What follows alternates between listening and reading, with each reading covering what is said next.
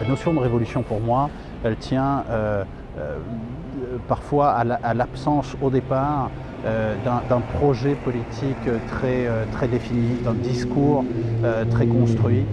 On est dans du soulèvement spontané, une tentative de renversement de régime, mais quelque chose d'assez déconstruit qui essaie de se trouver une identité au fil du temps. Quand il y a une révolution, c'est d'abord beaucoup d'espoir et souvent un peu par la suite, pas mal de désespoir. Il y a une espèce de vent de liberté qui souffle et qui est très vite rattrapé par la réalité et qui fait souvent beaucoup de mal, parce qu'une révolution, ça ne se passe pas en une minute en fait, mais avec l'accélération qu'il y a dans le monde de la communication, des médias, etc., les gens ont l'impression qu'une révolution, c'est hop, tac, on vire quelqu'un et le lendemain, le monde a changé. Mais la révolution française, c'est pas fait en 3 jours.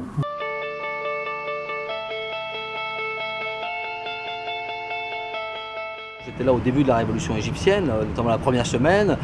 C'est vrai qu'au début, on n'a pas forcément conscience de l'ampleur et surtout de la dynamique des choses. C'est-à-dire que ça part sur des petites manifestations, après ça embraye, de la violence, et voilà. Et je pense qu'au début de la révolution tunisienne ou égyptienne, personne, en tout cas les premiers jours, personne n'aurait pu croire que Ben Ali tombe rapidement, que Moubarak tombe en 3 semaines, 1 mois.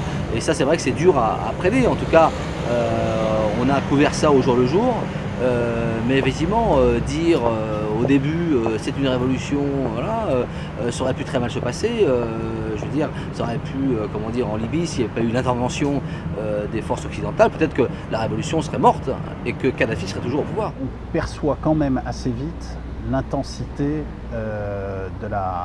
du soulèvement. On le couvre, il y a de la violence en général. Après, on essaie de lire les choses à l'aune de ce qui s'est passé précédemment. Même chose sur la Syrie.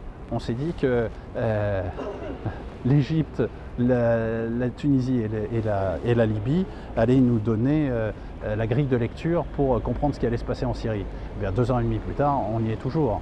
Donc on s'est trompé là aussi. C'est difficile d'avoir une analyse vraiment de ce à quoi ressemble le mouvement, de ce à quoi ressemble le conflit en Syrie. On parle de conflit, on parle de guerre civile, on parle de révolution. Je crois que c'est surtout, voilà, c'est un peu de tout ça. C'est un mouvement protéiforme qui varie selon les moments, qui varie selon les lieux. Je crois que vraiment l'analyse de la situation en Syrie, elle se fait rue par rue, quartier par quartier, ville par ville, et surtout d'heure en heure, tout change.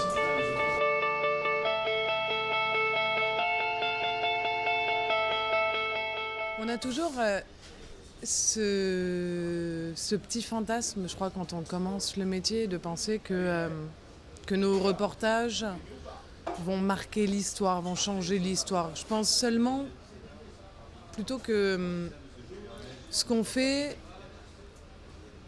grâce à ce qu'on fait, en tout cas, les gens ne pourront pas se dire qu'ils ne savaient pas.